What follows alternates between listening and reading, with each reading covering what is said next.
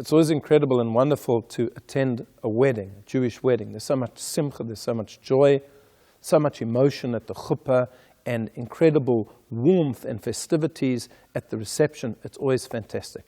But being a rabbi, I know often what goes on behind the scenes, and that is that families are at war with one another. There's arguments about who should they invite, who shouldn't they invite. Where should this person sit, where should they not sit? There's an argument about the cost of the wedding. Unfortunately, as beautiful as it is, behind the scenes there's always these troubles. And the Talmud actually predicted it. The Talmud says that there isn't a wedding at which there isn't some type of a faribel, some type of an argument about something. Now, why is this so? Where does this come from? And the answer, in fact, is in this week's Parashat Beha'alotcha, where the Torah describes how the Jewish people grumbled and complained about all types of things in the wilderness. And the one thing that they complained about, says the Torah, is bocher lemishpachotav. They were crying about family matters. They were crying about family matters.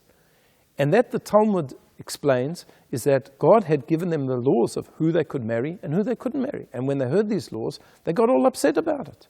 They, in the past, would marry very close relatives, and now they weren't allowed to. So when they got the laws of marriage, they cried. That was their initial reception of those laws.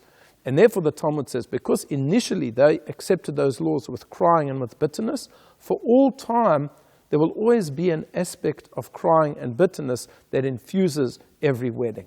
Because we go back to the start, how initially it was received.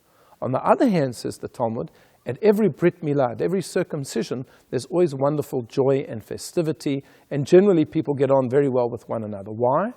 That goes back to how that mitzvah was initially received. By Avraham, Hashem came to Avraham, and he told him that he was going to have to circumcise himself and his household, and Avraham was a very old man, and yet nevertheless he did it, and he did it with incredible joy. And because he received that mitzvah initially with joy, that's how it was transmitted to his children for all time. And I think the lesson to us is exactly this. We have to be very, very careful, especially in front of our children and our grandchildren, that when we take on something in Judaism, when we show them something about Judaism, whether it's a mitzvah or an observance, we have to do it in a joyous way. If they see us doing it with joy, with merriment, with a gladness, then that's what will rub off on them, and throughout their lives they will continue to do the same. I wish you a Shabbat Shalom.